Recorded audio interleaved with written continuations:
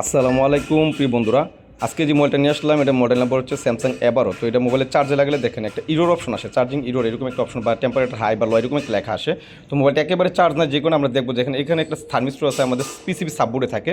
এই থার্মিস্টোরে আমাদের 1.8 ভোল্ট 100% থাকা লাগবে, যদি না থাকে তাহলে এই সমস্যা দেখা দিবে। তো আমরা দেখবো আগে এখানে আমাদের 1.8 ভোল্ট আসে কিনা। ঠিক আছে, দেখেন এখানে চেক করি, দেখেন আমাদের এখানে কোনো ভোল্টেজ নেই।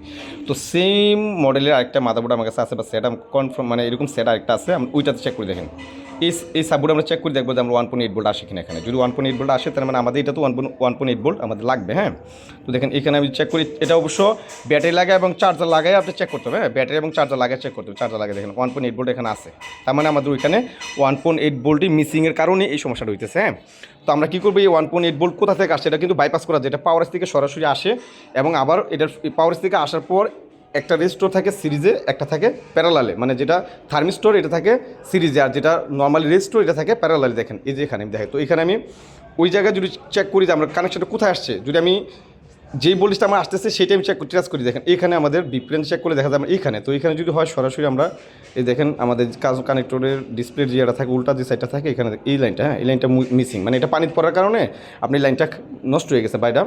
তো আমরা এটা দেখেন এখান থেকে সরাসরি জাম্পার করে আমরা কী করলাম, সরাসরি জাম্পার করে 1.8 ভোল্ট আমরা অন্যখান তো বাইপাস করা যায়, তারপরও আমি যেখান থেকে ছিল সেখান থেকে দিতে চেষ্টা করতেছি। হ্যাঁ, তো দেখেন এখানে আমি সরাসরি জাম্পার করে দিলাম, তো এখানে 1.8 ভোল্ট পাবো আর এই বাম সাইডে পাবো 0.3 থেকে 0.6 পর্যন্ত ভোল্টেজ পাবো আমরা এখানে। হ্যাঁ, তো কারণ একটা এটা পাওয়ার থেকে সরাসরি 1.8 ভোল্ট আসার পর আমরা ওই সাইড হইয়া আর এখান থেকে বড়ো যে থার্মিস্টরটা আছে এটা আছে আমাদের সিরিজে, আর ছোটো যেটা এটা আমাদের আছে প্যারালালে। হ্যাঁ, এটা এক সাইড গ্রাউন্ড থাকবে।